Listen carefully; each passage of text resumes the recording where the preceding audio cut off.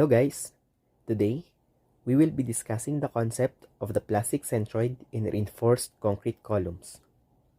At ultimate strength, when a column is subjected to axial load and bending, the stress distribution in concrete and steel is no longer linear. Using plastic analysis, we locate the plastic centroid.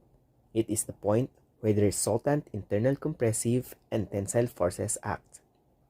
Unlike the geometric centroid, the plastic centroid depends on the stress block and the contribution of reinforcing steel. Understanding its location is essential in determining the axial load moment capacity and ensuring safe column design. Again, plastic centroid presents the location of the resultant force produced by the steel and the concrete. The eccentricity of the column load is the distance from the load to the plastic centroid of the column. Just a recall, again, column is a combination of concrete and steel. So, ibig sabihin, if we are going to get the centroid of the combined effect of the steel and the concrete, so ibig sabihin pala ang kinukuha natin na centroid is the plastic centroid. Okay? Kapag sinabi naman natin geometric centroid, we are just considering the gross cross-sectional area of our column. Okay? So, to locate plastic centroid, just what we are doing from our previous topics, to locate the centroid, we are going to use the Vrignon's theorem. Okay? Without any further ado, let's try to solve this problem number 1.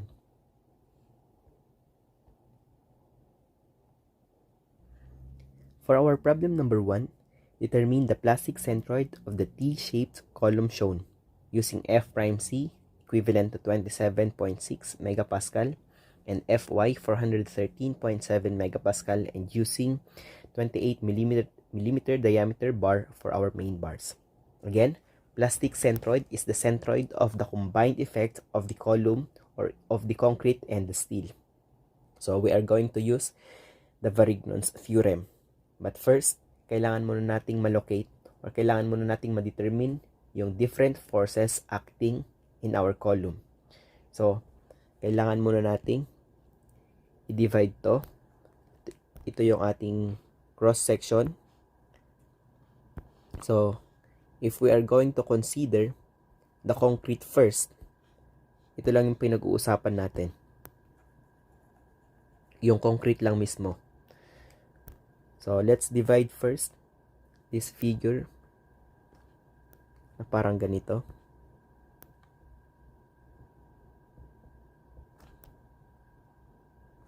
Pangalanan natin to as our figure 1. Ito naman as our figure 2. So, meron tayong stress from our concrete and stress from our steel. So, from the concept of our mechanics of deformable bodies, we can say that stress is equivalent to force over area. Meron tayong stress and meron din tayong area, then therefore we can generate a force. So, kailangan muna nating makuha yung force acting sa ating concrete. So, pangalanan muna natin to as tong first figure natin as CC1.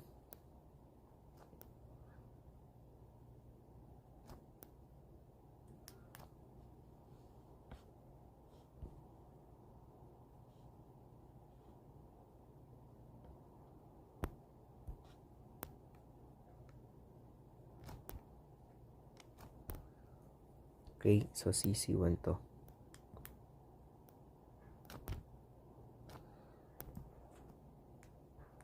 Then, ito naman, itong pangalawa, syempre nag-a-acute sa centroid or sa center pa rin nito.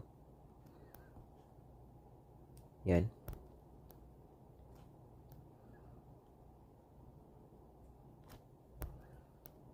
Pangalanan ko to as CC2. CC because yan yung palatandaan natin for the compressive force. Kasi yung mga force lang naman natin sa ating column is compressive forces. Okay? Coming from our concrete. So, solve muna natin si CC1. So, that is equivalent to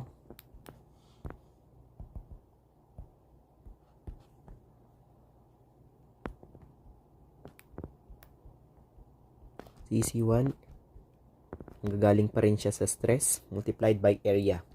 So, yung stress na gagamitin natin dito, maalala nyo pa yung gamit natin dati, which is 0.85 F prime C.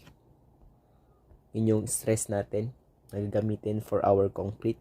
Yun yung ginamit natin for our singly reinforced concrete beams.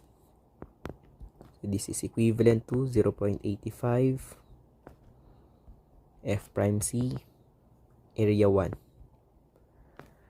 So, ito yung ating first figure.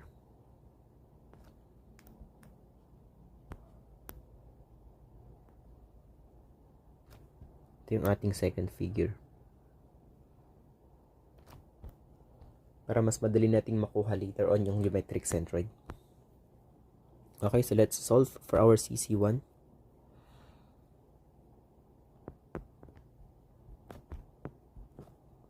.85 F prime C, we have 27.6 multiplied by area 1. Area 1 is ito mismo. Ano yung base niya? We have 150 mm and height of 100 plus 200 plus 100, that is equivalent to 400.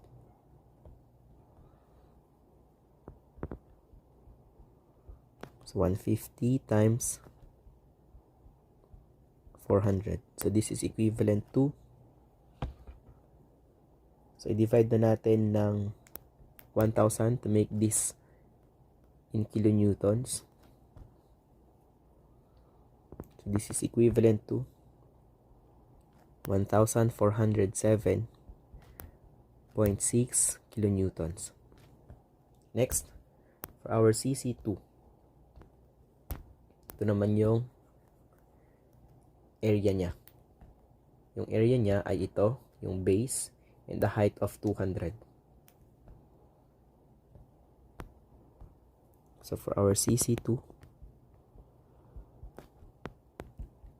0.85 F prime C, 27.6 times area, 125 plus 75, that is equivalent to 200 times 200.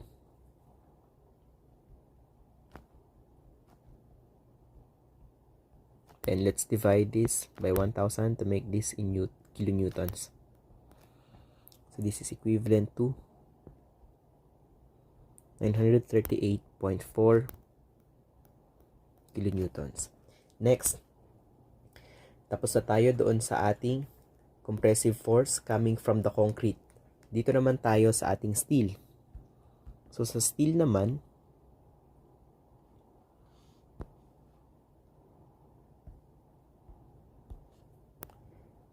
meron tayong apat na 28 mm bar. So they are evenly distributed dito.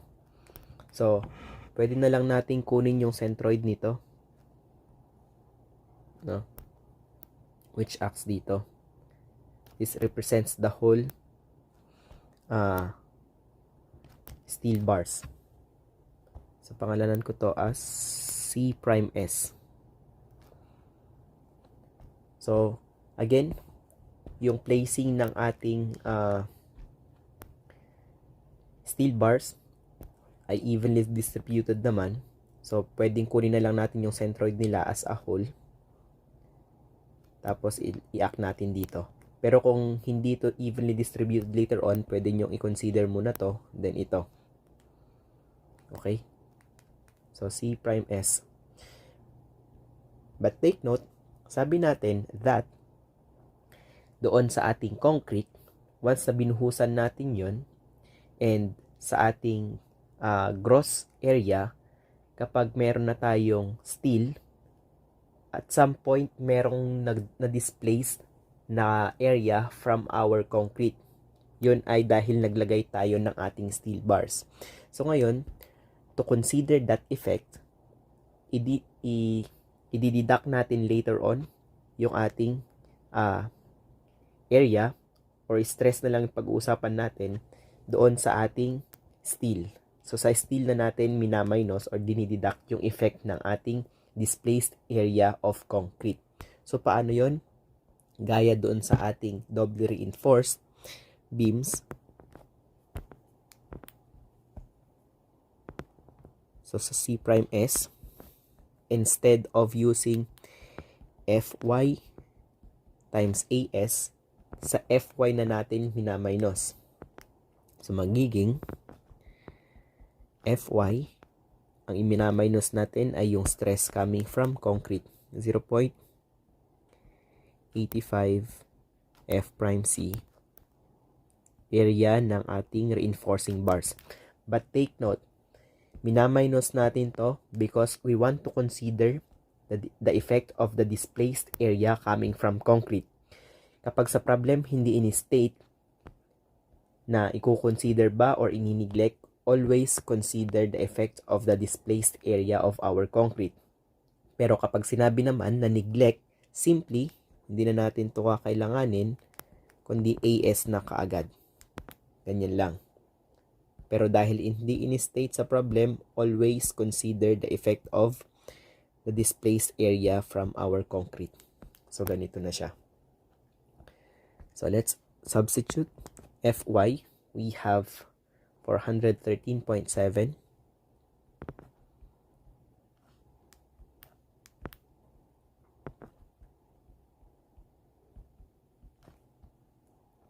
Then minus 0.85 F'C, we have 27.6.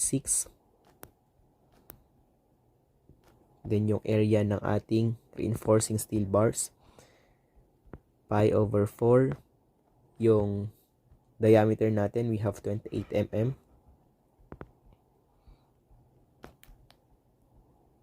Squared. And we have a total of 4 bars.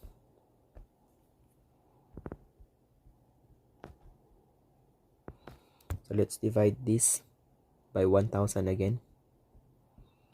Make this in kilonewtons. So this is equivalent to 961.16 kilonewtons. If we are going to look back dito, so meron tayong forces na CC1, CC2, and C'(S). So, kailangan ma-maintain natin yung equilibrium. So, to counteract those 3 forces, meron tayong tinatawag na nominal load P. Or, ito na siya. Let's say yung nominal load natin ay nandito.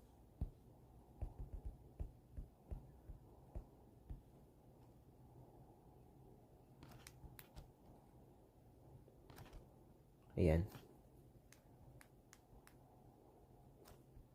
Ito yung ating PN.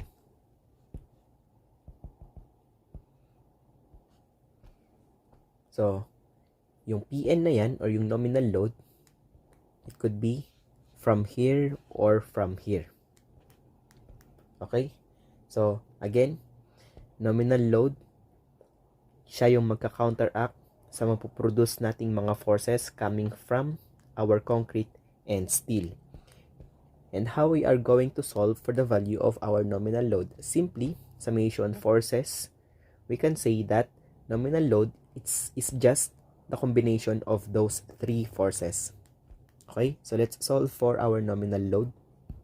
Again, nominal load is just a combination of these 3 forces.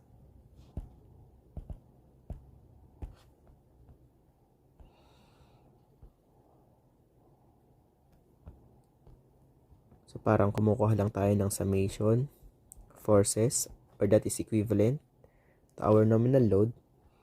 And simply, pagplasin lang natin tong tatlong to. Ito, plus ito, plus ito. So that is equivalent to 3,307.16 kilonewtons.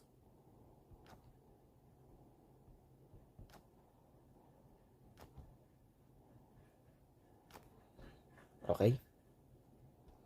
So let's now solve for the plastic centroid or the location of the plastic centroid of our column. So let's say yung pagbabasihan na lang natin ay mula dito sa face na to. So tawagin ko to from here to dito ngayon as our X bar.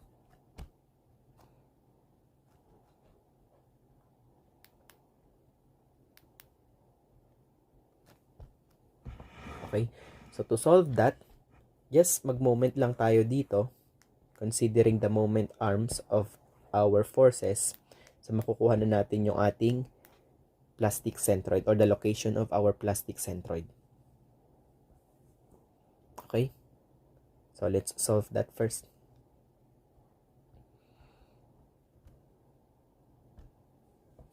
So to solve, again, gagamit tayo ng moment.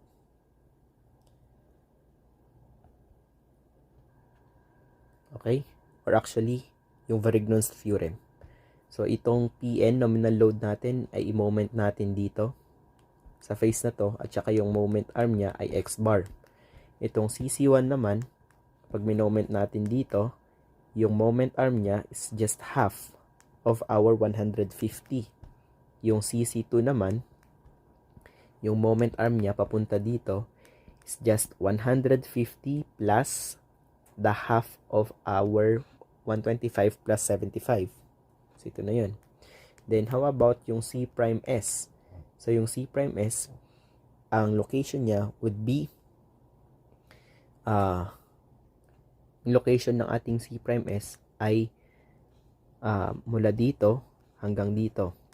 So if this is 75, half ng 150, saan na ngayon ito? Ano na yung distance nito mula dito? So that is just, may natira pa ditong 75, then plus 125. So yun na yun. Okay? So para mas maintindihan natin, ilagay ko dito. So ito na yung kinalabasan ng ating forces with respect to their distances from here. Okay? So again, X1 is half ng 150, or that is 75.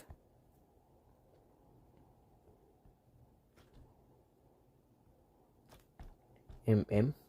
And for our CC2, distance naman nun ay 150 plus half ng 200. So 150, ito yun,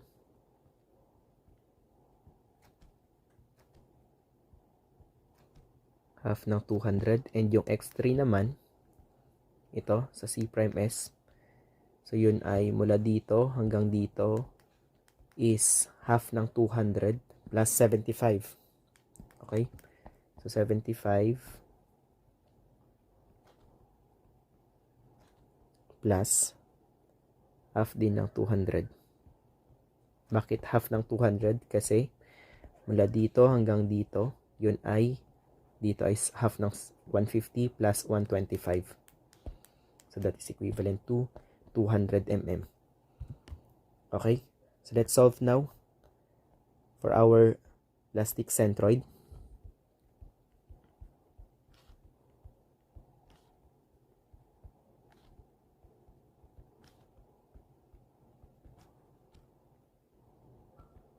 Okay? So first, nominal load times X bar is equal to the summation of forces multiplied by the respective distances. Okay? So una, si nominal load, we have 3,317.16. 307 pala. 0.16 multiplied by X bar is equal to, first, CC1, 1,407.6 multiplied by X1, that is 75.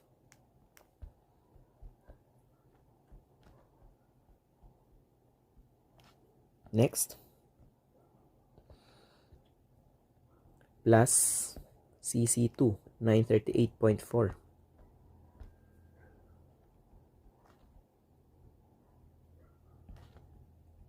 Times X2, 150 plus 200 over 2.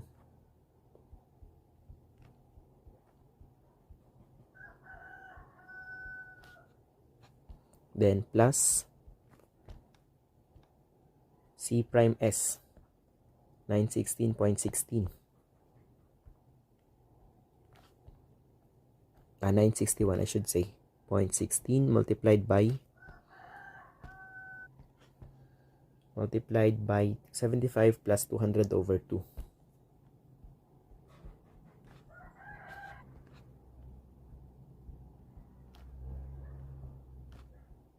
Okay, so calculating this equation, so we have now the value of our plastic centroid, which is equivalent to 153.7189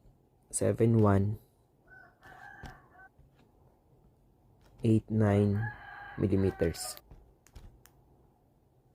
This is now our answer. Again, our plastic centroid is from this face of our column. And that's it for our problem number 1.